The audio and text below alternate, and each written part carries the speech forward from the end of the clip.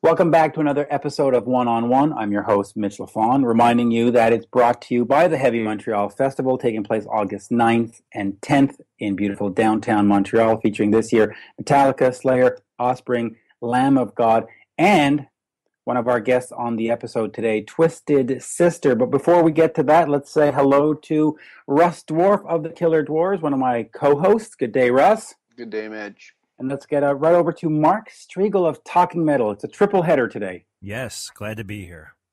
Always glad to have both of you on. It's always it adds some flavor to the banter, as we like to say. Who wants to start first talking about Twisted Sister? I could mention the first time I saw them was with Maiden on the Power Slave tour, and It was one of those. It was actually the first concert I ever went to where every single seat in the arena was filled for the opening band, which was Twisted Sister. Wow. And just an incredible show, such showmanship and unbelievable response from the audience. And that's, Maiden's crowd can be pretty tough, so that says a lot. Well, Maiden's crowd's been known to throw piss bottles at opening bands. Yes, they have. I've heard that myself. Did you ever get a piss bottle thrown at you, Russ? There was bottles, and I'm sure there was piss in them, and they were flying at me at some point. But yeah, that is a tough audience to. And that's just your wife throwing them, to right? win over. Oh, no, that was our crew. Was this opening for Maiden, Russ? Yeah, it was opening for Maiden. We did a lot of dates on the. What the hell was it? Old man brain cramp coming on. Oh my Lord, you don't know me. It was a Seventh Son tour. Sorry. Okay. We did the Seventh Son. We did a bunch of dates with them on the East Coast, and then they invited us over to the UK to do the whole UK run with them, which was an amazing time. But we're not here to talk about the Killer Dwarfs or Russ Dwarf. We're here to talk about Twisted Sister. We are, but sick motherfuckers. Just before we get on to that, though, when you say East Coast, you mean all of the U.S. and Canada, or just East Coast Canada? Well, you'll love this story, Mitch.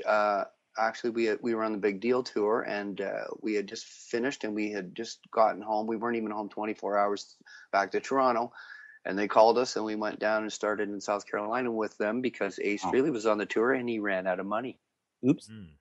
That happens. So we had we had so much money then we didn't know what to do with it. So we just ran right down there.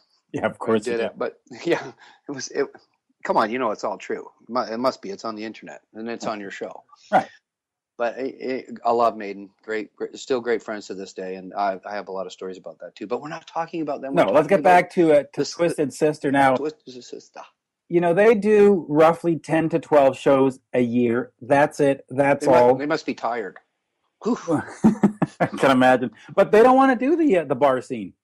No. And during the interview, JJ explains their reasoning, and it's perfectly sound. And they also don't have new music to promote, and he explains why they don't want to have new music. But more importantly, he talks about the Pinkburst Project, which is a project to raise money for the Ocular, Immunology, and Uveitis Foundation. It's an eye disease that his daughter has, which could lead to her blindness. And so it's a project that he holds dear to heart. And, why don't we just go ahead and listen to JJ French of Twisted Sister. We are speaking with JJ French of Twisted Sister. How are you doing today, JJ? I'm doing really well. Summer's been great so far. We're 12 years into our reunion tour, and That's right. It's never ending, I guess. All good. Thank you. Well, a never-ending reunion tour is one thing. It's those never-ending farewell tours that are a completely different ballgame. Which we never say. Right. Which I have to say, we never say this is it and then come back. So I think. It's interesting. I think artists do mean it for the most part when they say they're not coming back. Right. I think they mean it. But I think that there should be a T-shirt that spells out the truth, which is, this is our farewell tour with an asterisk, except for the following reasons. 10th anniversary of our biggest album, 15th anniversary of our biggest album, 20th anniversary of our biggest album, 5th anniversary of the death of one of the original members, 10th anniversary of the death of the original members, college tuition for our children, health care insurance, not to pay a mortgage, owing the IRS, blah, blah, blah, because that's why all these bands come back. Yeah, you know, it's funny, especially when you talk to KISS, they say, well, we were just saying farewell to Ace and Peter. We weren't really saying farewell to everything else. What are you talking about? Exactly. You know? So, you know, and Rush, excuse me, not Rush, Scorpions did like a 3-year farewell tour, and they're back out on tour again. Yeah, well, listen, Ozzy Osbourne did his No More Tours tour back in 1992, and he's still going strong, so, you know. Yeah, as long as, listen, you know, a lot of these bands, they have a new motto. As long as there's ibuprofen, they can rock, I guess. Yes, the ibuprofen tour. Now, speaking of tours, let's talk. You're coming to Montreal for Heavy Montreal on August 10th. And, you know, when you look at Twisted Sister's schedule, there's just a lot of festivals. There's the Alcatraz, Bang Your Head, Rockfest, Download, Rocklahoma. What is the philosophy for Twisted Sister? You're not doing the bars. You're not playing every Saturday night. You're not doing Weekend Warrior. What exactly is the vision for what Twisted does these days? Well, it is. I think it would be obvious. We get paid a lot of money to play these big festival shows, right? And we play to a lot of people, right? So there's two things you get out of it. You play to crowds of 30 to 80,000. Mm-hmm. And you get paid a lot of money. Mm-hmm. And so if you can make enough money to get you through year to year, then you do 12 of them a year, you know, and that's all you really need to do. It is not our desire to play in bars. It is not our desire to go back into the clubs. It never was. Some people love it. That's great for them. You know, we are different from every other band in this way, and this may explain it to people. I don't care if you're the Beatles, the Stones, Who, Zepp, Floyd, Queen, Kiss, Motley, or all these other bands. The fact of the matter is that those bands all got signed within 6 months of them getting themselves together. Right. And then they went out and they struggled with a record deal. I said, we spent 10 years in the bars getting our record deal. So before we ever set foot on a concert stage, we had already played 10 years on average 275 nights a year, playing in bars, had done over 7,000 shows before we ever even set foot on a concert stage. So frankly, the band really has no desire, except for a very special reason for a benefit here and there, to ever set foot in a small venue. It's just nothing the band ever wants to do. It has no interest whatsoever. There's no desire to do it.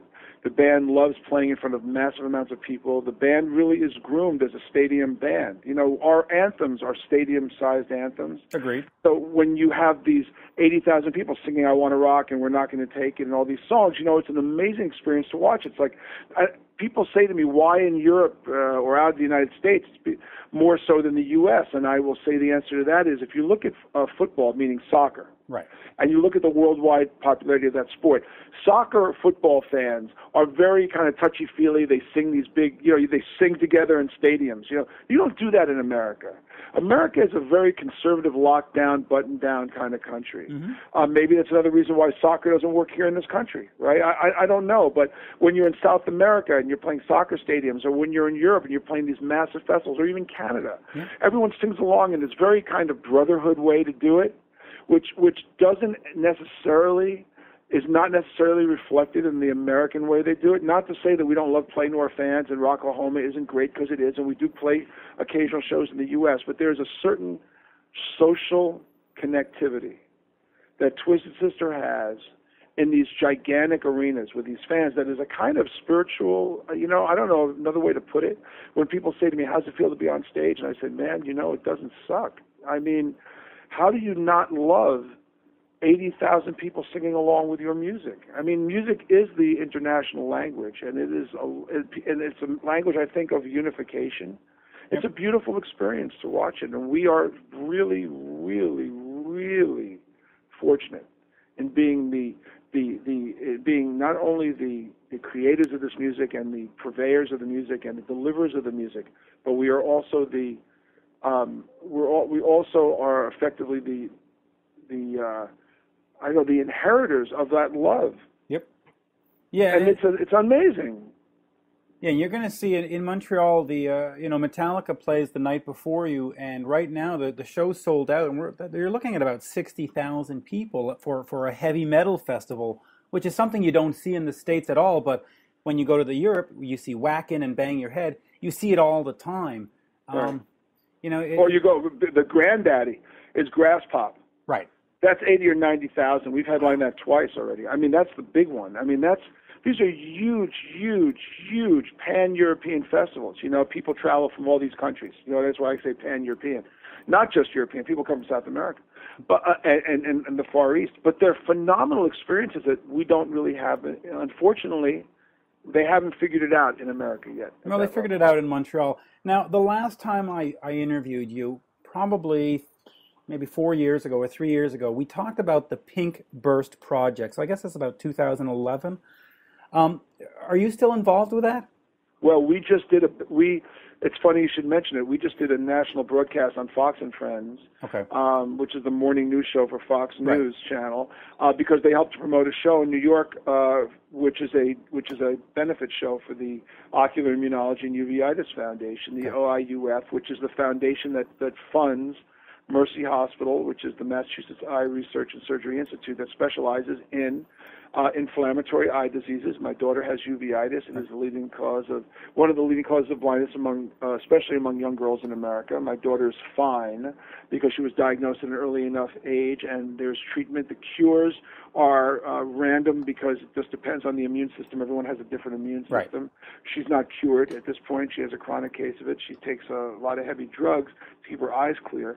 But the point of my fundraiser is to bring awareness to uveitis because it's a really unknown disease, to let families know to get their kids checked by the time they're 6 or 7 years old.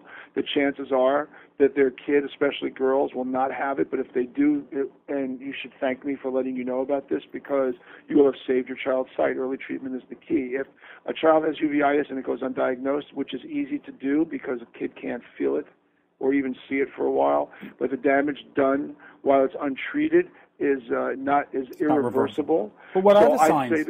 I say to people, go out, get your kid's eyes checked. It takes you nothing. Go for an eye exam. And if they see it's uveitis, then you get to the next level and you deal with the treatment of it. But you got to go out and just make sure your child's eyes have a clean bill of health. But are there any symptoms? I mean, no, how did you discover it with your daughter? There's no symptoms at all at a young age. My daughter was diagnosed totally randomly at a school eye exam. Occasionally they send a young doctor out to do an eye exam. And he sent home a note saying, please have your daughter go to an eye doctor. Something looks strange. I mean, he didn't even have a medical diagnosis. The disease is fairly rare. Right. So he didn't know that it was uveitis. He just saw some cells in the back of the eye and didn't understand what they were. So we went to a specialist who said, yes, you have uveitis. And I said, what do you do about that? And he says, well, go online.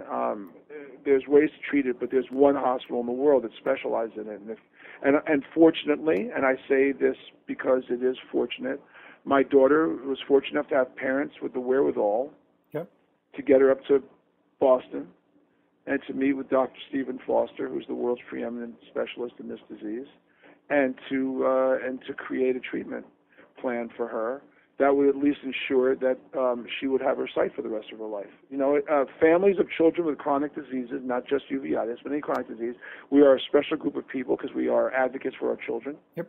We fight for our children. We do everything we can for them. So my heart goes out to all parents who are advocates for children with chronic diseases, and especially in uveitis. I am carrying, hopefully, the torch of knowledge and information to get the word out there. Mitch, listen to me. If one person today, because of this interview, right, if one person today goes, I haven't taken my kid in for an eye exam, and that kid is diagnosed with uveitis, this could be the best day of that parent's life.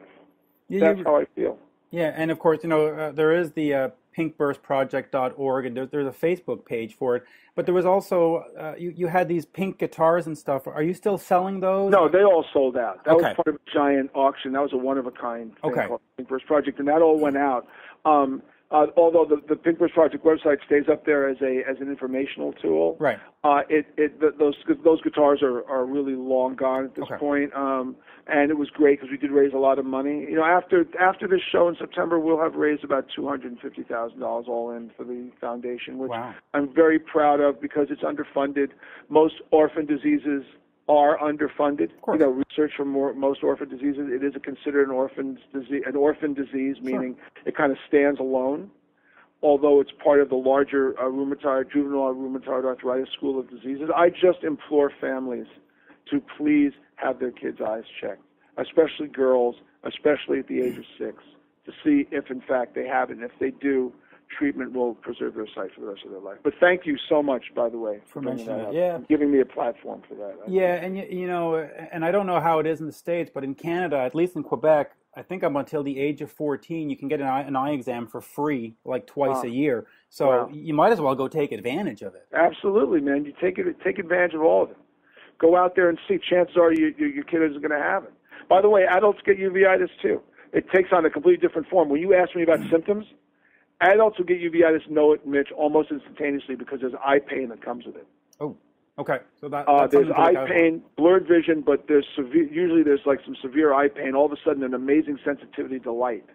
But kids don't. Kids who get this disease, the disease can be there for 2 to 3 years doing its job and basically causing glaucoma and irreversible lens damage. The uvea, it's called uveitis because the uvea is the middle lens of, there's 3 lenses in your eye, it's the middle lens, and that's the eye, that's the lens that gets clouded over by cells that are going to the eye because it thinks it's trying to solve something, but what it's doing is it's attaching itself to the lens, and by attaching itself to the lens, it's causing oxygen depletion, which causes glaucoma and blindness. That's the derivation. Oh. You know what? Well, you know, I'm so glad, 3 years later to hear that your daughter's okay, because when I first heard about it, I thought, oh my God, poor kid, she's going to be blind the rest of her life. But with your actions, she was diagnosed at age 6. She was put on medications, and her eyes, outside of the fact that her mom and dad are both nearsighted and she wears contacts, and she has cataracts because some of the earlier medicines involved eye drops, steroids, which can cause cataracts. But her eyesight with contacts is 20/20, and there's some mild scarring, but she'll be fine, except that she takes these drugs, which are a mess. That she takes heavy-duty immunosuppressive drugs. Any parent who knows those drugs, whether it's for their children or for a family member who has cancer, knows that it's never a free ride when you take strong immunosuppressive drugs. Maybe there's something there, but right now, our focus is, for lack of a better ironic phrase, to keep her eyes as clear as possible. So thank you for giving me that. Yeah, absolutely. Now, let me talk about you for a second. You have French Management Enterprises. Mm-hmm. Who do you manage these days? Well, I used to manage a lot of people, but I don't. Okay. I have ventured out into a whole other world. I do public speaking. I do motivational speaking. So I have a motivational speaking business. I'm writing. I just got hired to be a contributing writer at Inc. magazine. Gotcha. For business motivational business column, and I do songwriting for country artists. So that's basically my focus. Along with Twisted allows me to be Twisted in the summertime for however long that goes on, and I don't know how long that will be because it started 42 years ago for me. When I say those words, it almost makes me shudder. Like, wow. 42 years. 42 years. You mentioned that you write for country artists. The one thing that we notice is that, of course, there's no new Twisted Sister music. And I've talked to you about this before, and they say, well, listen, we don't need to build in a pee break to our shows. Why would we do that? Is that still hold true? Do you still sort of reject making new music or just don't find it interesting? There's absolutely no... the band doesn't ever talk about it, ever. Okay. It never comes up in conversation. The reason why bands make records is because they're out promoting a tour. Okay. But what tour do we promote? We don't go anywhere. I mean, we play 10 shows a year somewhere in the world once. Okay. It's not like, they're coming back around Canada a third time, and do they have a new record? I haven't played Canada now in what? In 2 years, 3. I remember.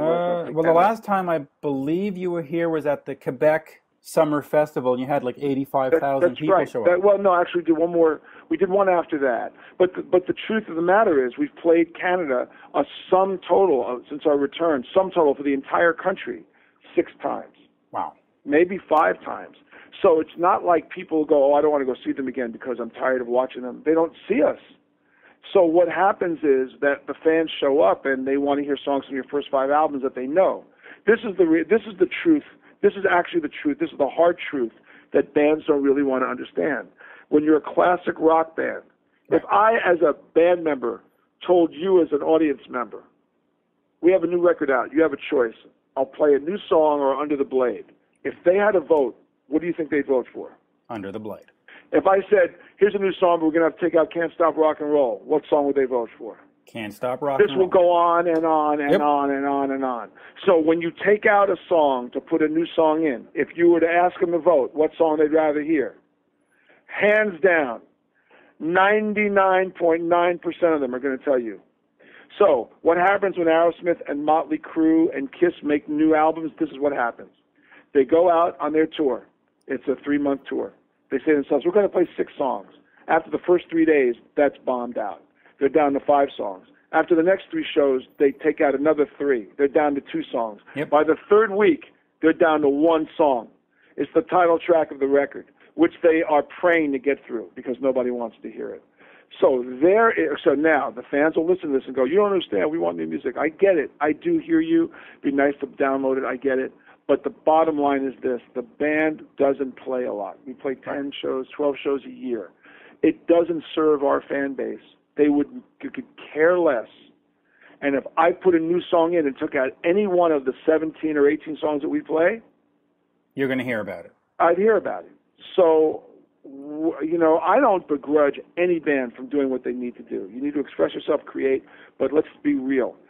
Bands make new records because they tour. Right. We do not tour.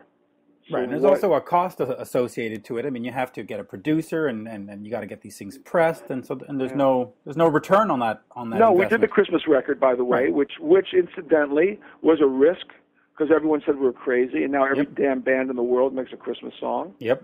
It turned out to be a monstrously successful record worldwide. I'm really happy with it. We brought it to Canada, as a matter of fact, for a show. We had a really, really great run with the Christmas Project. When people say, where's your new music?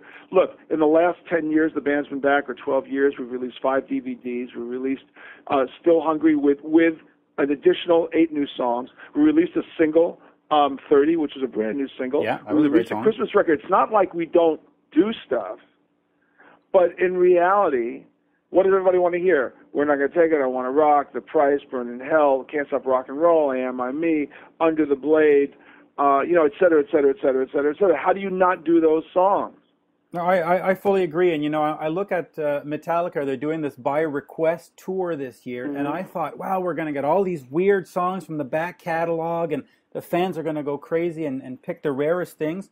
And every single set list is Nothing Else Matters, Enter Sandman, Sad But True, and you go, really? Really? Well, there you go.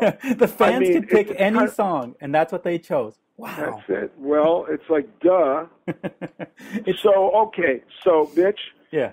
If we're going to play to 60,000 people in Canada and 20 people are upset that we didn't really, okay, well, I'm sorry. I don't know what to say. Yeah. I'm not telling them they don't matter to me, but I have to play to the masses. Right.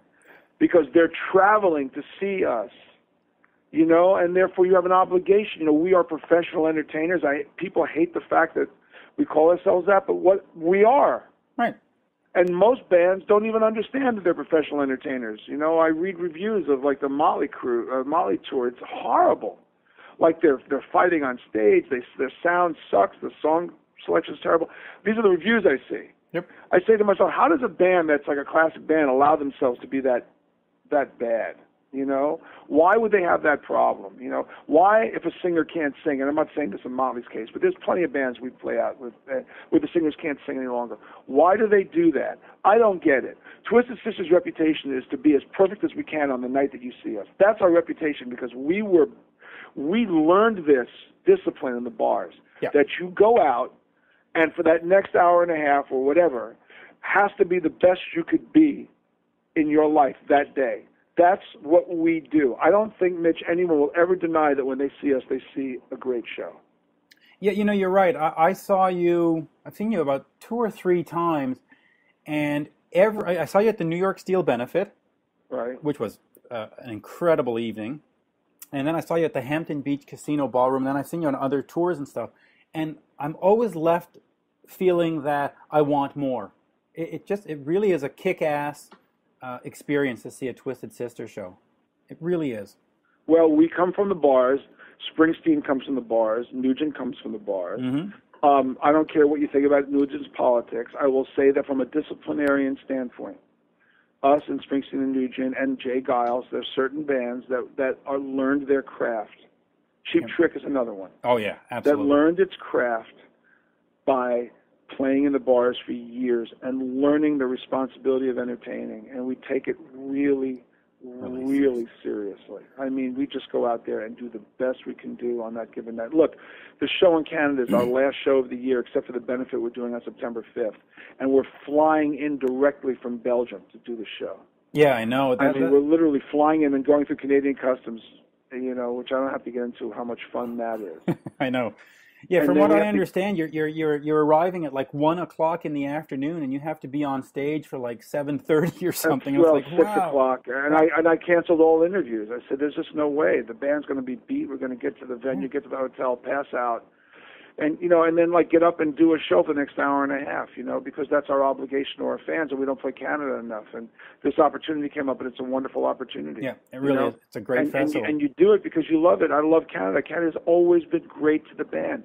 Every show we have done in Canada since our return has been monumental. That show in Quebec, in which we played with Scorpions, and Scorpions theoretically headlined, how badly did they feel when we made the cover of the newspaper and it said Twisted Sister with Scorpions in little letters underneath us? They probably didn't feel all that great about that. But in fact, that was a ridiculous show. The one that we played in Old Quebec 3 years ago, that was a ridiculous show. Fans there have been phenomenal, and the festival scene in Canada is always a multi-day affair. You know how that is. Canada's very unique in that they have 1 week or 2 week festivals that are really crazy. We love it, man, and we look forward to playing there. So we just hope that people understand that we do understand, and we just do the best we can do on any given night. Yeah, and I'll ask you one more question because we're already at 20 minutes here. A few years ago, you said about Gene Simmons that he had embarrassed the KISS brand, and I don't really want to get into Gene Simmons and stuff, but how does a band embarrass it? And as a guy who was a manager, what would you suggest a band do? Because you're in it to make money, right? So you should sort of throw your picture on everything you can and sell it, right? Is that? Oh, look, I don't know. Maybe. Everyone does what they want to do. Right. It's not my job to tell somebody to do. If you do what you do and your band doesn't break up because of it and they accept it or whatever and they deal with it or they live with it and your band still thrives and the people are still paying money, then who am I to judge? I mean, seriously. Right. There are artists I may not like. They go out there and they sell tons of records and CDs. And who am I to judge? I'm not Yoda. I really am not Yoda. So therefore, KISS is. I have enormous respect for KISS. Absolutely. When KISS got into the Rock and Roll Hall of Fame, I thought that without KISS, that Rock and Roll Hall of Fame had no credibility whatsoever. Agreed. I don't care what you think of KISS, but how do you not acknowledge that band is probably more responsible for people dreaming about being rock stars than any other band but the Beatles? Agreed. I'm absolutely serious about that. So whatever I could say critically or not is irrelevant. That band's importance to rock and roll is undeniable, and it's unshakable. And the fact that they were not in was an embarrassment to the Rock and Roll Hall of Fame, and it shows what kind of idiots they are for not understanding that rock and roll is the people's music. The fact that they shun the REO Speedwagons of the world, the Kansas of the world, the Twisteds of the world, the Foreigners of the world is an embarrassment because to me, it's a popular music form. Since when did it become since when was it owned by PhD writers who decide, this is cool and this is not cool? Screw that. I can't believe that the Rock and Roll Hall of Fame is in Cleveland, and yet most of the bands in the Midwest are not even in the Rock and Roll Hall of Fame, not deemed cool enough. Since when? Patti Smith is wonderful, but she's not a Rock and Roll Hall of Fame artist. Rock and Roll Hall of Fame artists, she's just not, because politically it was feasible to have her in. All nice, she's a nice poet, she's fine, but that's not what it's about. Bands like KISS, AC/DC, Aerosmith, Judas Priest, bands have been around for 40 years.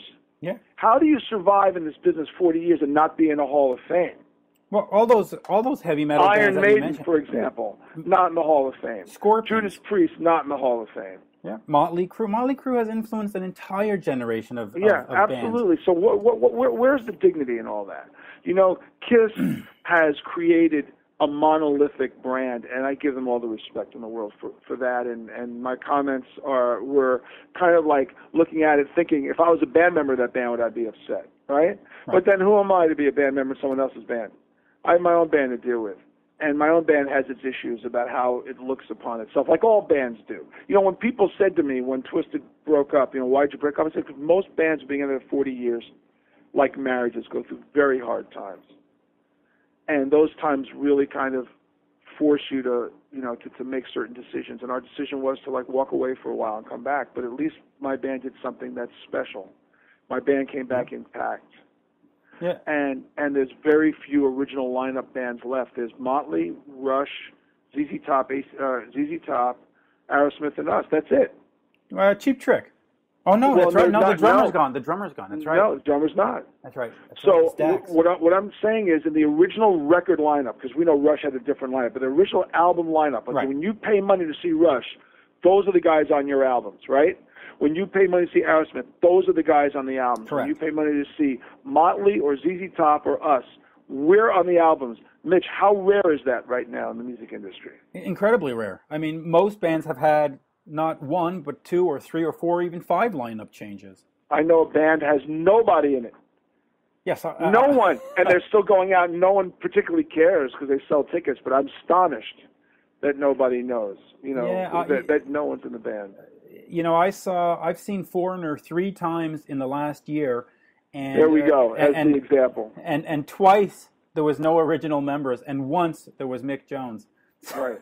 And you know what? Both times they had over 3,000 people in the audience in these venues that were sold out. Yeah. And they sounded great. And they do those smaller venues, which is fine, and we just don't do it. And I give all the kudos to Mick for keeping it out there. Look, Gene, we know Gene from KISS is going to try to keep the KISS brand going even when they can't go on anymore, because let's face it, let's be realistic here, Mitch. All these bands I've talked about are now 60 years old. Yep. They're not going to be doing this when they're 70 years old. So what's going to happen in the next 10 years? 10 years ago, when we started the reunion, I thought it would last 3 years, 4 years. I said, well, the 80s will go have its run. Right. And it's bigger than it's ever been now. But Whitesnake, Def Leppard, us, Priest, you know, how much longer can it go on? Lemmy from Motorhead. We do a Motorhead song this year because we love Lemmy, and he does a Twisted song. He does Shoot 'Em Down. So we do Born to Raise Hell. Lemmy's not well. No. He doesn't have much time to be on stage, quite frankly. He may not be. You know, what is the time limit for all these bands? And who's the next level? Who are the next bands coming up, Mitch? Are they Alice in Chains and Pearl Jam? Are they the next ones to come through? Maybe they are. But, well, they're the next on the classic rock circuit for sure. They are. But when we're in South America, our fans in South America are the youngest in the world. They're 17 to 22. And they're in soccer stadiums. And you look at these 17-year-olds, and it's one thing to have fans who are 30 to 50 or 60, right? You get that. But 17 to 20, I look at these kids and I go, wow, man, why? And, I mean, it's like me telling my mother in 1971 that I'm going to Giant Stadium to see the Dorsey Brothers or Glenn Miller Orchestra. And she'd say, what are you talking about? So I say to these kids, why do you like us? And they said, because we hate our peers' music and we love 80s metal. So 80s metal, like it or not, critically acclaimed or not, has obviously spoken to a broader range of people and having a deeper connection than anyone ever expected. And we are the beneficiaries of that extraordinary circumstance. Well, you know, 80s music, and that's what I grew up listening to. Well, I mean, I grew up in the 70s and 80s, but the music is, for the most part, just very positive. It's about having a positive outlook on life and partying and girls and all. Whereas the 90s stuff was almost about just killing yourself all day long. And you know, it's depressing. So it's obvious why 80s music goes on, because it just makes you feel good when you listen to it. When you hear We're Not Gonna Take It, you want to throw your fists up in the air. When you hear, you know, Black Hole Sun from Soundgarden, you just want to crawl into a hole somewhere, right? Yeah, very, very well said. You know, so Very well said. Anyway, I'm looking forward to the Montreal Festival. I'll be there, and always a pleasure talking to you, honestly. Well, thank you for your continued support, Mitch. I appreciate it. What you just heard was Mitch's interview with JJ French from Twisted Sister, and I want to remind you guys that Mitch has a PayPal account. It's mitchminute@aol.com. You can connect with Russ on Facebook, facebook.com/Killer Dwarves, and please check out all the podcasts on the Talking Metal Digital Network. Of course, this one-on-one with Mitch Lafon, Talking Metal, Talking Rock, and Mars Attacks. Yeah, absolutely. Great. Victor over at Mars Attacks does a great job. I've always enjoyed chatting with him. I've been on his show a couple of times, and it's just good times. It's a good listen too. Yeah, he's actually on the most recent episode of Talking Metal interviewing Ernie C., and they talk about Heavy Montreal. Ah, good old Heavy Montreal. Yeah, and of course, that's why we were talking with JJ French, because they are playing Heavy Montreal. And as you heard in the interview, the last time they played in the province of Quebec, they were at the Festival d'été de Québec, opening up for the Scorpions, and 85,000 people showed up. Unbelievable. It's crazy. And listen, can you imagine the porta potties? No, they don't. I don't think they have any. I think you just pee where you're standing, or wear an adult diaper. No, but that said, listen, Heavy Montreal is not going to have 85,000. The capacity there is 60,000. Metallica is on the bill this year, so like it or lump it, Twisted Sister is going to be playing for probably 50,000 people. I mean, it's incredible. 35 years or 30 years, 40 years into their career. How long has it been? 40 years. They just played on. I would say 35, 40 for sure. Yeah. They just did a television performance down here in the States. They were on Fox and Friends. Yeah. Recently. Wow. Cool. Yeah. We got to get the Dwarves on Fox and Friends, or maybe in front of a group of friends or whatever. Oh, Mitch made it funny. I know. I do my best. But speaking of doing our best, why don't we listen to Jeff LaBar? Jeff, of course, in Cinderella, not in Cinderella. Does it exist? Doesn't exist? That's sort of the ongoing debate for the band members. I don't think they know, other than Tom. But he does have he has a brand new solo, his first solo album, his debut solo album. Yes. One for the Road, where he actually sings. And Mark, being a Kiss fan like I thought he, a guitarist was going to go off and do a Vinnie Vincent sort of guitar solo nonsense, but it's actually a really solid rock record, really enjoyable. Good. And during the interview, you'll hear I sort of overemphasize that with him. I don't know how that comes off, if it's insulting or if it's giddy, but I kept saying, "Hey, Jeff, I was really surprised. I was expecting this sort of nonsense album, and you gave something great." I mean, cool. It reminded me a bit of Ace Frehley, like the vocal wise.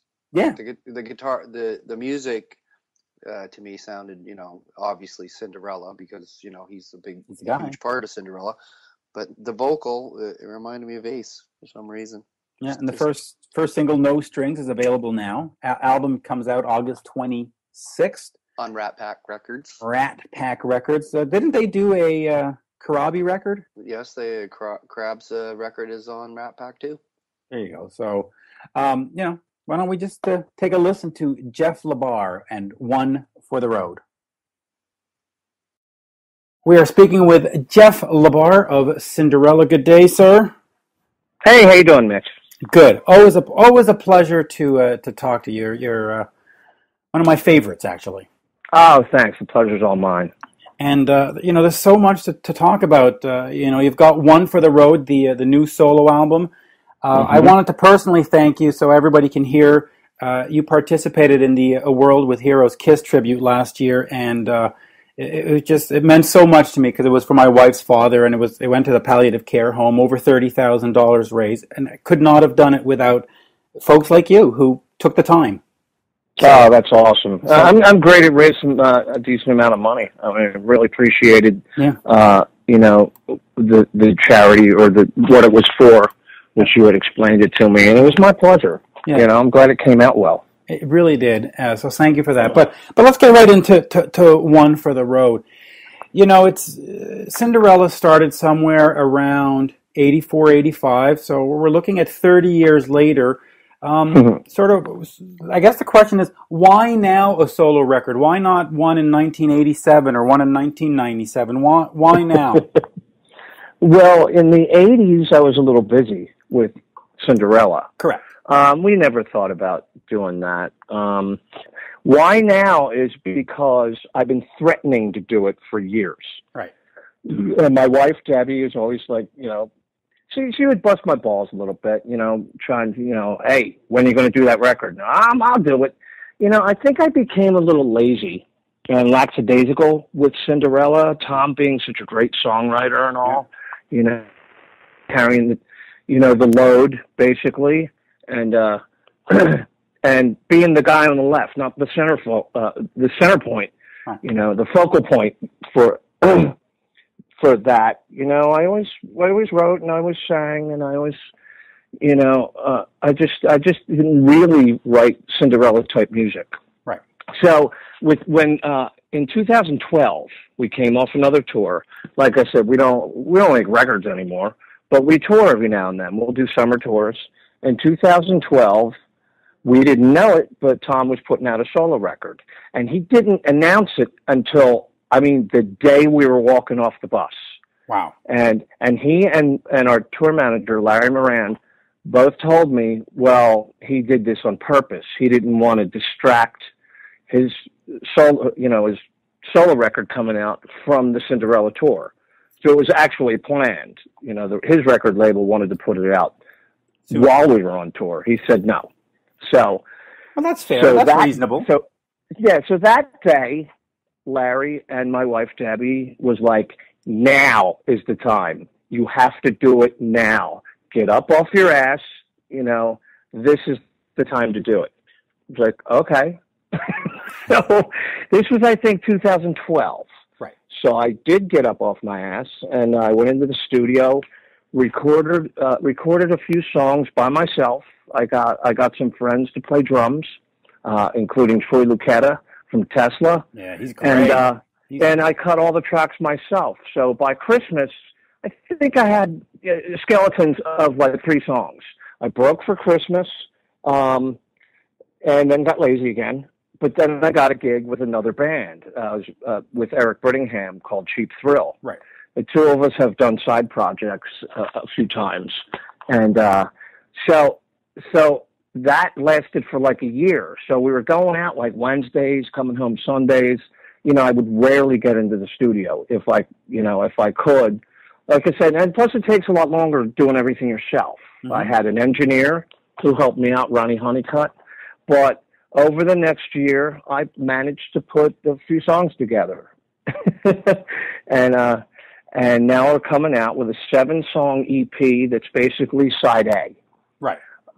They just wanted, Rat Pack Records just wanted an EP at first with a full length to follow. And I think he wanted 5 songs, and they said, give me 7. I was like, okay. I said, I have more if you want me to keep going. He goes, no, let's do 7 at a time. And like, we'll do like side B, another 7 songs. Okay. Quite frankly, I think, you know, a lot of artists these days are putting out 1 song at a time. Yeah, they are. You know, on iTunes. And I've been saying it for years about short attention spans in music. You know, not many people are buying full CDs. It's only the older people that like the packaging. Yep. You know, I'm one of those. I do too. I'm one of those. I like the full package. Yeah. You know, but a lot of young artists these days are putting out EPs or putting out just releasing 1 song at a time. You know, which I was willing to do. But we went with the EP format. So that's pretty much it. That's how it all came about. Yeah. You know, the other thing that I find remarkable is that you've decided to sing on this. Yeah, well, I've been singing all my life since I was 9 or 10, you know, when I was learning how to play guitar, you know, sitting on my bed with like folk song books and stuff, you know, singing like, Yeah, singing like old 70s, 60s, and 70s, like Crosby, Stills, and Nash, Elton John, Fleetwood Mac. A lot of that lighter stuff is how I started playing guitar or acoustic guitar and singing. I've been singing with Cinderella for. Well, you've been doing the backing vocals. Was there any thought of you doing a lead vocal with Cinderella at some point? Because, KISS, they changed out vocals, and other bands, they trade out. But Cinderella was... No, okay. No, we never talked about that. Tom's the singer of Cinderella, So, no, but I've been a closet singer all my life, and this was the opportunity to do it. Let me ask you, you mentioned Tom's solo record real quick. A lot of the songs that ended up on that album were from those Sony record demos that you did around 2000. Were you surprised that he reused those? No, I wasn't surprised because I knew he was doing it. I knew after that Sony deal just exploded or imploded. And we never actually got in the studio to record those songs. We demoed them in Tom's studio. Right. But, Tom's got a great studio, but he doesn't feel as if it's, top notch or, the quality that he expects to make a record. So we were demoing all that stuff. We demoed, I think, like 7 songs. Yeah. And when that Sony deal fell through, I know he continued to work. I knew all along that he was still in the studio, but I did not know that he had a record deal and was planning to put it out. Right. I didn't know it was done. So back to Jeff here for a second. Back to you for a second. Are you going back out with Cheap Thrills, or do you go out as Jeff LaBar and doing a solo tour, or is it you just put out the record and then you wait for the next 7? What's the plan? Well, I think I'm making it up as I go.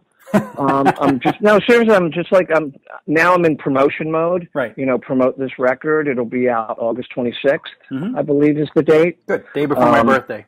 Great. Oh, good. Oh, cool. Early happy birthday to you. But, people have been asking me. I'm thinking about putting a band together. Okay. I don't believe I'll do anything with Cheap Thrill anymore. I think I want to promote this record. Okay. So if I can get, a really good band together, I think I would like to tour this a little bit. Have you seen the video? I have, and I've heard the first song, No Strings, and I was absolutely blown away. I thought, a guy from Cinderella is doing a solo album. It's going to be, fluffy, whatever, and it fucking kicks ass. Yeah, because you see a lot of bands where the guys go off and they do solo records, and it's not what the band is. It's always some kind of watered down version. But your song is just really good. It's a really good song, and it got me over to the website, and I'm going to order it and the whole thing because I was really happily surprised at the quality of the song. It's a great song. Well, thank you. I appreciate that. I think my songs have a little harder edge to them. Yeah, they do. That song. The other there's a couple other songs on the CD that could be like heavy metal. Some real heavier stuff. I have a blues song on there. I also have a song that could be a Fleetwood Mac song. Some acoustic stuff. It's because I'm a guitar player and people expect me to be self-indulgent. Right. Well, that's what I was sort of expecting. I was expecting a lot of, aimless solos that were just put in there to show off rather than have any purpose. And it's not that at all. I'm definitely not that kind of guitar player, although there are some cool solos on it. But absolutely, but they fit the song. The self-indulgent part is all the different types of music I like and the different songwriters I appreciate. Like I said, there's one song that's sort of Fleetwood Mac-ish, even Eagles, acoustic, little country, but not country like these days country, more like old Eagles, and there's a slow blues tune on there, but it's all based around the singing. It's not really based around, the lyrics and the singing. I'm not so self-indulgent that I base everything around a guitar riff. Right. Although there are some pretty cool riffs on it. I do want to ask you about the recording process. When you go into the studio with Cinderella, Eric does the bass and Tom does the lyrics. Here you're in charge 100%. This was your baby. Can you compare the two experiences between going into Cinderella, where it's like, hey, on Wednesday, could you do a solo? And this one is like, dude, you got to get the vocal, you got to get the drum. Tell me about putting this together, actually. Oh my God! With Cinderella, you got three other guys to lean on. Right. And we would all go in the studio together. Say we come in at noon and we won't leave until like 3 a.m. Right. Sometimes, but we all go in together, but we work one at a time. Right. But even though we work one at a time, we're all still there. And a lot of times, it's a lot of sleeping on the couch. Yeah. But we're all there, encouraging each other, right, and working on parts together, giving opinions. It was like, oh wow, it was pretty cool. Try this. But the expression is still hurry up and wait. I mean, that's sometimes, but it's a lot of collaborative efforts too. Right. When coming up with parts and sounds, we all have input. Even with the drums, we like, oh, try this kick drum pattern. We really always emphasize like the drum patterns that should go with each part, right, and change a solo section or add a breakdown. We all had input on all that stuff. Me going in the studio by myself with my engineer, it's all me. It's a lot harder. It's a lot harder to do it by yourself, but I wanted to see if I could. I wanted to see if I could just do it all myself. And got some drum tracks from some great people, and worked on songs and produced it myself with my engineer, Ronnie Honeycutt. And I think it came up pretty good. Yeah, it really did. But it's all the stuff that I learned recording with Cinderella, and working with some of the great producers that I worked with. Right, like Andy Johns. Yeah, right. I mean, one of the greatest. You mentioned drum patterns and all that being very important. You're focused on the drums. Can you briefly talk to me about Cozy Powell coming in on the Long Cold Winter demos and because he was such a great drummer. Well, he didn't play on demos. He played on the record. Okay. Yeah, things weren't working out with the drums. Right. In doing Long Cold Winter. And, well, it was basically weren't working out between Fred and Andy. They weren't getting along, and Andy was being a real hard ass towards Fred. And fairly or unfairly? I'm going to say a little bit of both. Okay. Some of it was unfair. Fred's a great friggin' drummer. I agree. He's an even better producer. But yeah, there was some stuff going on between those two, and Andy always wanted to bring his own drummer in. He was a drum Nazi. Okay. But he basically asked us all, if you could have any drummer, who would you dream to show up tomorrow? Who would your dream drummer be? And you all said Peter Criss? I said Cozy Powell. Right, of course. And yeah, we started working with Cozy Powell. And I usually cut live with the drummer. Okay. With Cinderella, like the other guys are in the control room, I always get in the cutting room with the drummer, especially if it's somebody who's not in the band. Right. So I guide them through the arrangement of the songs. But yeah, I got in the cutting room with Cozy, and I was like, wow, this is awesome. And then I found myself starting to critique him. I started telling him, I was like, yo, get up on your kick drum a little more. You're a little behind. It's because of Andy. It's what he drilled into us. And like I was defeating my own purpose. I was trying to take away what I loved about Cozy Powell's playing is his backbeat. Right. And Andy drilled this get on top of the beat mentality that I was even I'm telling Cozy Powell to play better. Yeah, and here's a guy who's played with Jeff Beck, Rainbow, Sabbath, Brian May, White. I mean, and you're saying, hey, pick it up there, buddy. Yeah, I quickly reeled myself in, and he ended up. I think he did about half of the album. The other half of the album was done by Benny Carmassi. Right. He was in Heart at the time, And he's a very on top of the beat kind of guy.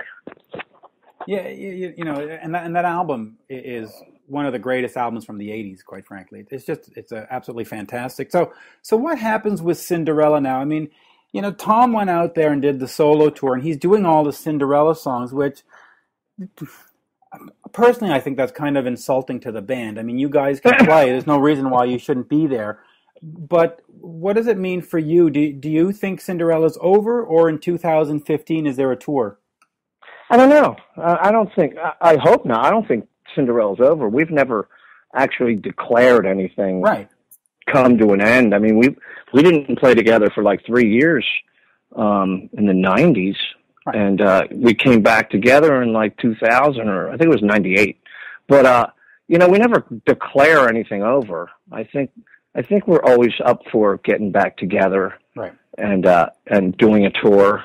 A record I don't know about. We haven't done a record in so long, but you know, I'm not going to say it's over until someone declares it over.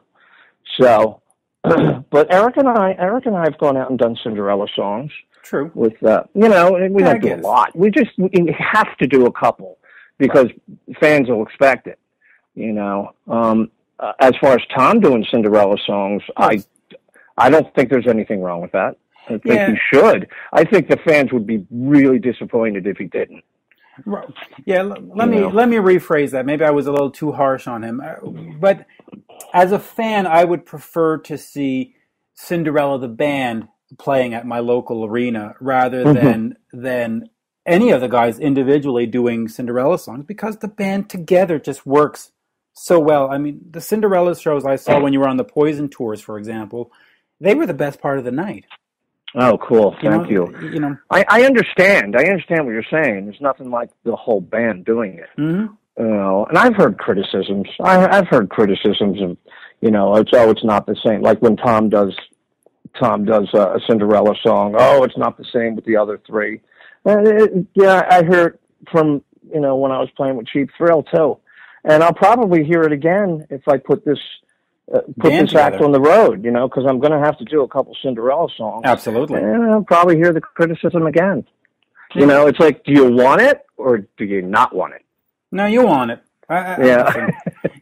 You know, it's between a rock and a hard place. I would prefer the four guys doing Cinderella, but if I can't get that, I have no problem hearing you sing, you know, Shake Me or any of those songs. So, but, you know, always a pleasure. Of course, folks should go over to Rat Pack Records and pick up the new CD, One for the Road.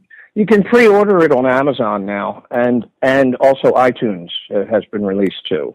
The single has No Strings has been released to iTunes.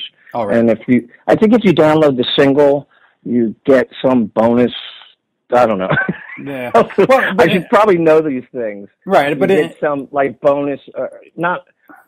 You get like a video or something? I guess a discount on the pre-order, or so. I think that's what it is. On the pre-order of the whole CD.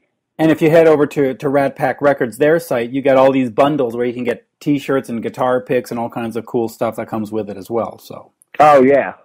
Which is always important, and you can also get a phone call from you. There's 25 bundles that include all that: guitar picks, autograph picture, autograph CD cover, and a thank you phone call from me. Yeah, absolutely. Jeff, always a pleasure. I hope to see you on the road, either solo or with Cinderella. And, you know, I implore fans to check out the CD. I expected it to be some kind of like, oh, here's a guitarist doing a whole bunch of solos, but it's a great rock record. You know, there you go. It's a great rock record. Thank you so much, Mitch. It was great talking to you. Always a pleasure. Thank you, Jeff. All right, buddy. Take care. Bye-bye now. That was my interview with Jeff LaBar of Cinderella, maybe not of Cinderella. At least he's solo for the next little time being. Speaking of live shows, Heavy Montreal takes place August 9th and 10th at Parc Jean Drapeau. And, of course, we've got Slayer, Metallica, and our guest today, Twisted Sister. And August 19th, we've got Skid Row at the Corona Theatre in Montreal. If you're interested in winning tickets, keep listening to the show for your chance to win a nice pair. Russ, do you have a nice pair? I used to before the accident. In all seriousness, Russ, how are you feeling since the accident?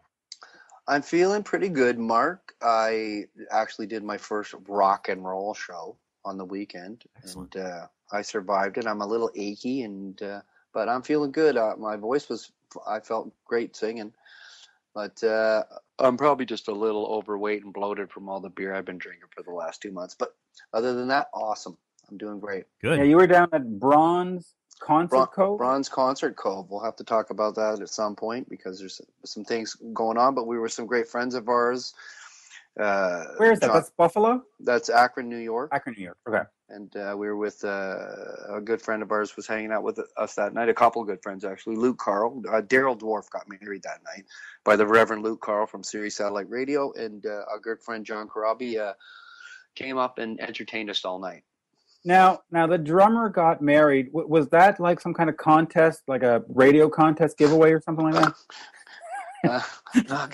Not quite. He's been with his beautiful wife, Stracy, for the last 18 years. They have a wonderful daughter, nice. Marlo Mars Bonfire Miller. Is 4 years old. And Dunk is actually a grandfather. Wow. From Tara, his first daughter. And he's about to become a grandfather again. But grandfather or great grandfather? No, a grandfather. Okay. Just not a great grandfather pirate yet, but I was the best man, and Dogs Balls Miller, as I call him. I love him to death, and we had a blast, and that was the third wedding for me and him. So I'm done. You're done. We had a great time, though. It was an absolutely fabulous time. Hosted by Ray and Andrea Braun. Good. Awesome. Now let's move on to our third interview here with Mark Schenker of the band KIX. First impressions, Mark. Were you a fan of KIX in the 80s? Oh yeah, definitely. The Midnight Dynamite record was one of my favorites. Such a great record. And I must admit that I don't know a ton of stuff before or after that record, but that record for me was just one of my favorites for like a year straight. Yeah, that's a great album. What about you, Russ? My question to you is always, did you tour with these guys? I played with these guys, of course. I actually did the last two Monsters of Rock cruise with these guys, and I love this band. These guys are the most entertaining band. The singer, Steve Whitman, is an awesome, talented guy, and I'm a sucker for the ballads, and I love "Don't Close Your Eyes." I think that's an awesome. That is a great song. From our genre, yes, and everything. But and when I think of these guys, I think of Hammerjacks in Baltimore. Mark, have you been there? I have not. No. That was a great club back in the olden times. But I remember playing Hammerjacks the first time. And Mitch, you know what a sports lover I am. I came out on stage, and it's Baltimore, the Baltimore Orioles, and I said, what about those Blue Jays? And I thought 2,000 people were going to kill me, like all at once, and I'm like, whoa, okay, slow down, buckaroos. I hate sports, but I'm a comedian. Yeah, well, sort of. That's not why people are laughing at you. No, they're laughing with me. They're laughing with me. There you go. But I love the band. They're great. They're a great band, and they're a Baltimore band. They're a Baltimore great band. Live band too. That's what I'm saying. You know what I mean? These guys deliver the goods still. Like I just saw them in March or April on the cruise, and they're still kicking it, and people are digging them, man. Anybody from our genre. Yeah, I got a friend, Dan Lorenzo, his name is, and he's just like more of a thrash metal guy, but he just loves KIX and always goes to see him play, and he told me that they're one of the best live bands. They are, absolutely. Give 100%, and just a great fun rock band, you know what I mean? There's no vibe there. It's just like, let's have a good time. There's a lot of bands that I find, and I don't mean KIX necessarily, that don't translate well on vinyl or on CD or on album. But when you put them on a live stage, they just knock your socks off. There's a fine line. It's a different element. To like if you've honed your skills all those years and doing all those shows, and you're used to that element of a live situation. When you go in the studio, it's a different, it's more surgical, and maybe you can't get that vibe. I'm not saying that they don't have that in the studio and stuff. Like I said, I love the ballads and stuff, but you're absolutely right in some of those circumstances, especially from this genre that we talk about. You know what I mean? You hear some of these records that I love that song, and you put that record on and you think, oh man, that just really doesn't hold up from, 1989 or whatever. Well, recently on the show we had a guest, the band Gothard, and I've been going back and rediscovering their back catalog and stuff, and the albums sound great. I mean, they're good albums, but when you watch them live on a YouTube clip or on their live albums, the songs sound bigger and better and more in your face. There's just an extra energy. There's a few bands like that, and KIX I think is one of those. They had good albums, but I've seen them live. It just goes up to that next level. They kick it up. And now, Mark, speaking, let's go back to what we're talking about here. Mark joined us to talk about their new album called Rock Your Face Off. And it's good to see some of the older bands still getting into the studio, still being creative, and still trying to do something worth listening to. And this one is, old school rock and roll. Can't complain. Can't complain. Shall we listen to Mark? Yes. Mark? Let's check it out. So we are talking with Mark Schenker of the band KIX. Good day, sir. How are you? I'm very well, Mitch. How are you? Good. It's actually a pleasure to speak with you. The last time I reported on KIX, I had a chance to talk to Steve, and it's going to be nice to get a perspective from somebody who's not the lead singer. Right. Well, Steve's a very entertaining guy. I've known him forever, and I still love to read every word he says. So yeah, no, I love Steve. He's great, and the band's great. When I was much younger in the '80s, I bought the albums and Blow My Fuse and all those songs. Just loved them. Yeah, me too. I was the fanboy who ended up getting a cool job. Yep. So let's talk new album, Rock Your Face Off. I guess the first question is, what motivates you or compels you to make a new album, especially in this day and age of, illegal downloading and people just want singles, and what made you make an album? Well, I think there was a couple reasons. We had done a live DVD, and it was pretty well received, and it sold very well, much to our surprise. And we kept getting asked by the fans, when are you going to put out new music? When are you going to put out new music? And we were like, well, we hadn't really thought about that, and then when it's, presented to you over and over again by your, wonderful fan base, it starts getting inside your brain, you start thinking about it. And actually, Ronnie, our guitar player, Ronnie 1010, had brought it up, 5 or 6 years ago. He's like, hey, this is pretty fun. Maybe we ought to do a record. And everybody was like, okay, maybe. And then we just sort of, never really brought it up again. And then when the like I said, when the live DVD came out, it became a little more of a good idea. Right. And, the second thing is that we really just like each other a lot, and we started thinking, looking around and seeing all of our contemporaries that we play all these festivals with, everybody else is putting out new music. Why can't we? And so, we love hanging out with each other, and we thought, let's just do it. Let's just see what happens, And so those are the two primary reasons for getting it together and putting out a record. Now, you joined around 2003, I believe. Mm-hmm. And of course, you were a fan. You said yourself you were a fanboy. When you listen to the new songs, what do you bring to the mix? Do you say, hey man, that's not sounding like the old days, or are you saying, hey man, we should try something new? How do you influence the sound of the band now? Well, I think that we hired Taylor Rhodes to do the record for just that reason, for just what you're talking about, where there's Taylor Rhodes co-wrote a bunch of your favorite KIX songs: Cold Blood, Ring Around Rosie, Hot Wire, Tear Down the Walls, and he wrote Crying with Aerosmith, and he's just a super talented guy, and so he's intimately familiar with what is and what is not KIX, or what sounds like KIX and what doesn't sound like KIX. And so we got him involved somehow. Brian actually made contact with him, and he started thinking about it. And so he was kind of the one who kind of said, hey, this song sounds like KIX. This is a great song, but it doesn't really sound like KIX.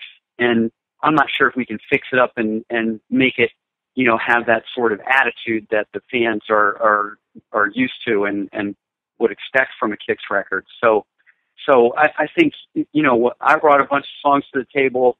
Steve brought a bunch of songs to the table. Brian brought some, and Taylor just sort of weeded through them and was able to, steer them in the right direction and push them into the KIX bucket in a way that I don't think any of us would have been able to. Yeah. So now tell me a little bit about the DVD. This was live in Baltimore, right? Yes, live in Baltimore DVD. Yeah. How was that? Putting that together? Well, it was. We had shot it, and we shopped around for a little while for somebody to put it out. And it's kind of a funny story. The other guys in the band had sort of forgotten about that we had shot a DVD, because it was, I don't know, maybe about 2 years between shooting it and I had been working on the live mixes. Whenever I had time now and then, I would just put it together or bring up the project and work on the live mixes. And so there was a bit of time had elapsed, and we got somebody to take on the DVD project and release it. And it did real well, and everybody was surprised. So we kind of had the idea of putting out a DVD with a live record in a single package, because KIX has always been known as a live band. Yeah. And so we thought that would be a great thing for the fans to have, is that, they could just sort of have a, souvenir. It seems like nowadays people, put out records, they do tours, and then they do DVDs that go with the tours. So we thought, well, hey, everybody else is doing a DVD, and, like I said, KIX is known as a formidable live band. So why not, if there's anybody that should put out a live DVD, it should be KIX. And so we were able to make it happen, and it worked out really well for us. And I mean, it did really well, and the fans loved it, and it sold really well too, much to our surprise. Oh, I wouldn't be that surprised. I mean, KIX was still a really great band. When you look at your tour dates, a lot of the stuff you see is sort of around the tri-state area, Baltimore, and then over to, Pennsylvania and New Jersey. You're not really getting out to the world. Is there a plan to get to more California shows, more Canada shows, more European shows? Well, we're playing, it's funny you mentioned that. We are playing California this week, actually. We're playing, it's next LaMoure. Week. We're playing Royalton, Minnesota this weekend.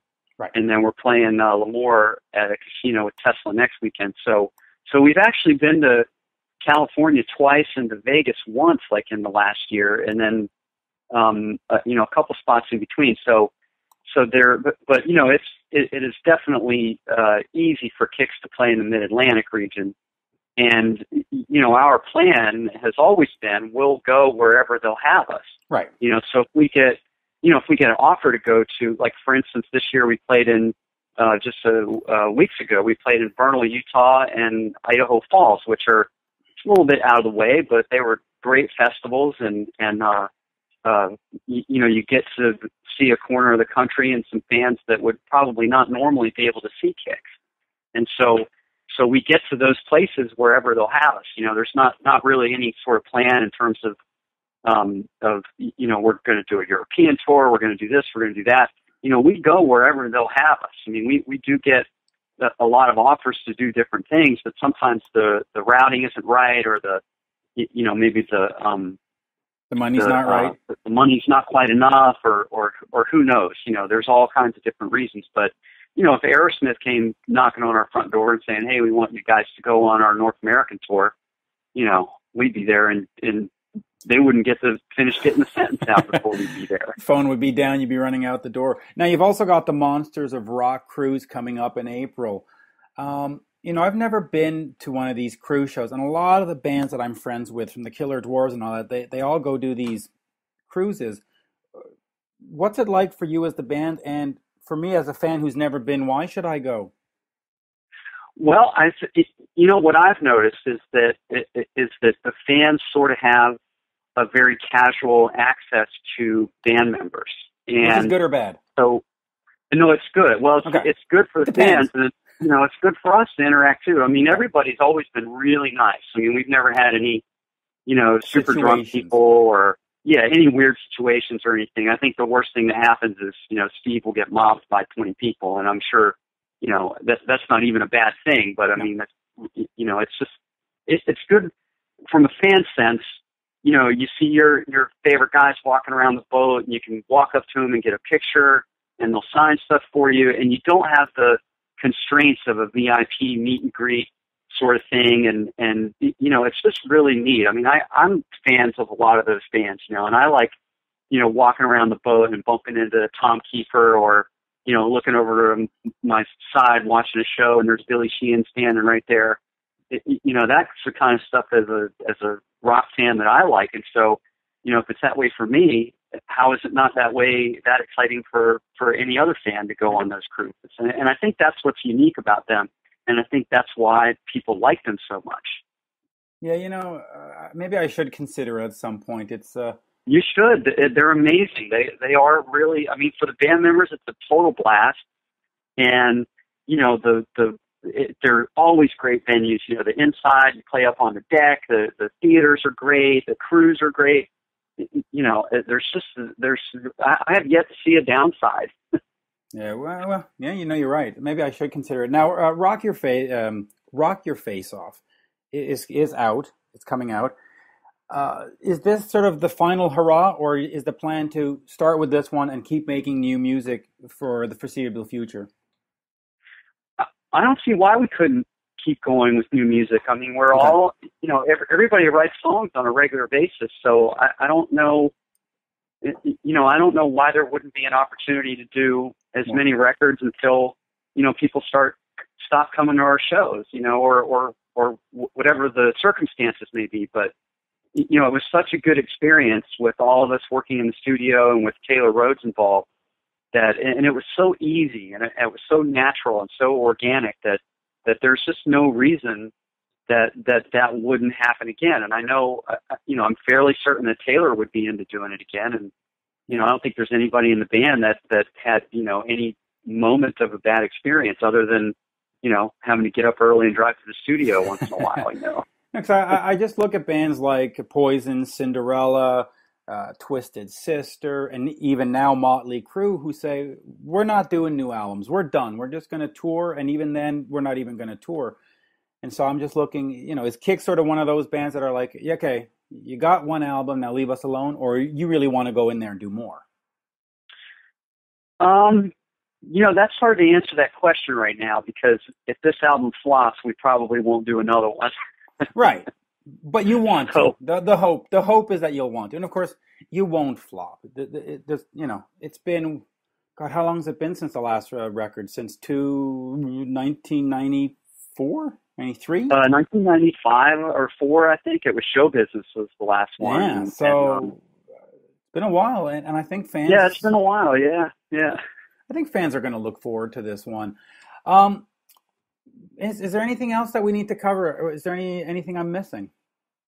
No, I think I'm excited that the fans get to hear new music from KIX. I'm a KIX fan from way back, like you. I mean, I was there when Midnight Dynamite came out. I remember hearing the Itch on the radio when it first came out, and I was like, oh, these guys are from around here, and so I know what it's like to just really be anticipating new music from your favorite band. And I hope that the fans are satisfied, and I hope that what we turned out is really enjoyable for them, and they're just like, wow, they really did something worthwhile. They didn't waste their time, and I didn't waste my $10. Right. Well, yeah, it's not going to be a waste of $10. Now, of course, people should check out kicksband.com. Any last words about Steve? I mean, a phenomenal singer, but terribly underrated.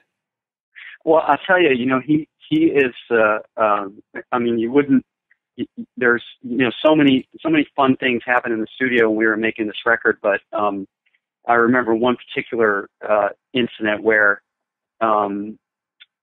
Taylor and I were sitting at the board and we were recording vocals, and Steve was in the vocal room by himself, of course, and we were, going through the track, and Taylor was like, off mic, he said, you think he could do that again? And it's like, oh yeah, he'll be able to do it. And then, and this happened over and over again. This isn't one particular thing, but just when you think that, something's too high or he can't duplicate it exactly the way he did on the other track, and then he just does it perfectly, and your head just falls on the desk. And Taylor and I had so many of those moments making this record with all the guys really, but I remember particularly with Steve many times where it was like, he wouldn't be able to hear us, and we'd be talking, and it would be like, wow, think he can do that again, and he would execute it, and you would just be blown away at how truly great he is. He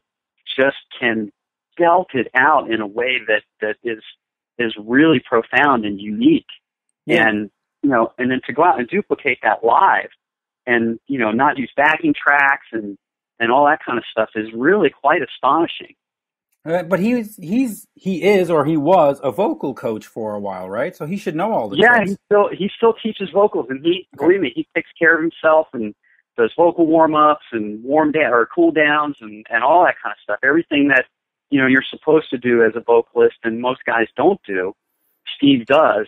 But at the same time, even some of the guys that do the warm-ups and take care of themselves, you see a guy like that work in the studio the way that I've been had the pleasure of seeing him work on this record and a couple other records I've done with him. You're really just in awe of the pillar of talent that he is. He's really, a lot of people say, KIX is underrated, Steve is underrated. He probably is, because, nobody can sit there and truly understand how great he is. Right. And unless you're, sometimes standing on stage next to him, or, he goes out there and pulls off a show and he's got a fever or something, and he goes out there like he's 22 years old, and you're just like, holy cow, where does this guy come from? He's like an alien. Yeah, you're right. And the other fun thing is that there's another vocalist I know, Brian Vollmer of Helix, and he's also a vocal coach. And it's been amazing that, I think Steve's at 30 or 35 years of career, and Helix is at 40 years of career. And they just know how not to blow stuff out, and they still manage to sound just as good as the old records. And it's a testament. Yeah. It really is a testament to those guys. They really know what they're doing. Yeah, and and I think part of that is their work ethic, where you don't want to go out there and not represent the songs that you did 20 or 30 years ago. Yep. You don't want to go out there and have to chump things and have to do use backing tracks or anything like that. And those two guys are definitely pulling it off, and yep. Even Tom Kiefer's another one. I mean, he sounds a lot like he did on that first Cinderella record, and it's we all know the vocal issues that he had at one point, and yeah, by God, he sound like he's 22 years old. I guess they really fixed him up. I mean, he had nodes and he had all kinds of crazy stuff. But there you go. And of course, a KIX live show is the ultimate experience. Well, thank you. It's an experience for me as a band member. I look back and I see, Jimmy back there on drums, and sometimes I have to pinch myself. I'm like the radio contest winner, Holy crap, it's Jimmy Chapa on drums, and oh my God, there's Steve Whiteman, Yeah. So, at least once a night I have those moments where, I always have to, go, how the hell did I get up here? Well, I'm assuming it's probably pure talent, but there you go. So let's get fans to check out. Mitch, I appreciate that. You're welcome. Rock Your Face Off and the Love Me With Your Top Down. The video is up on YouTube, and there you go. Thank you, Mark. Yeah, I love that song. That one turned out real good. I hope the fans enjoy that one. That was a good first single. I'm glad the label picked that one. That one worked out. Yeah, it's a great song, and I just love the fact that KIX, first of all, is still alive, and I love the fact that you didn't try some kind of progressive, new world, whatever nonsense. It's a fucking rock record, and as it should be, and it's great. Yeah, and that's all we know how to do, really. I mean, I'm a rock songwriter, and Steve and Brian are rock songwriters, and it would be really difficult to, put anything but a hard rock record out with a straight face and go, yeah, this is a KIX record. Yeah, and that's what's great about it. Yeah. You're just not pretending to be any kind of new metal, new age. You're KIX. Period. End of story. A hard rock band, and that's the way it should be. Right. Yeah. Like, I mean, look at AC/DC. I mean, I don't want to compare us to AC/DC, but they've never gone out on a limb because what they do works every single time, and people love it. And so, why fix something that's not broken? The old cliche. Why fix it if it ain't broken? But absolutely agreed. That's us. I mean, it's definitely us. That record is us wearing our heart on our sleeve for sure. Absolutely agreed. It's great stuff. Thank you, Mark. Well, thanks, Mitch. I appreciate your time. Bye-bye now. We'll see you on that cruise, right? Absolutely. I'm going to get tickets today. Right on, man. Thanks, Mark. Okay. Bye now. That was a great interview, Mitch, you did with Mark from KIX. Yes, thank you. Very insightful. Absolutely. And looking forward to seeing those cats on the road. Yeah. Definitely. Yeah, and guys, absolutely. Just remember, Mitch has a PayPal account. Show your love with a little donation. Help support the show. It's mitchminute@aol.com. That's what you type in when you go to paypal.com. And give a donation. Of course, Russ of the Killer Dwarfs is on Facebook.com/Killer Dwarfs. TalkingMetalDigital.com. Check out all the shows there. Check out my show, Talking Metal. And Heavy Montreal. Heavy Montreal. Go back and look at your show that you did on TV. Folks, go check out the Talking Metal clips on YouTube. That's really worth it. Cool. Thanks. Yeah. YouTube.com/Talking Metal. Lots of clips up there. Over a million views. Over 1 million views. I mean, you're sitting in a van with Nikki Sixx. You're whatever, having breakfast with Ozzy or whatever it was. There's some really cool stuff to go check out there. Yes. It was a SUV with Nikki Sixx. We were stuck in New York City traffic for an hour. I think he was cool. He was very happy when we finally arrived at the destination. Get me away from these guys. But yeah, and of course, check out Heavy Montreal, August 9th and 10th, Parc Jean Drapeau, Anthrax, Twisted Sister. Ooh, that's a tough one today. Offspring, Lamb of God, Slayer, Metallica. You know the deal. Just show up. And anything else? Have a fantastic day, evening, whatever you're doing. And I've got one more thing. Just a quick thank you to all the sites, melodicrock.com, bravewords.com, blabbermouth, and everybody else who repost the video and the audio and keep the spirit alive and keep this thing going. And so thank you to all. Fun. A lot of fun. Yes. Thank you, Russ. Thank you, Mark. Much. You bet. Thank you, Mark. Good night, folks. See you next time.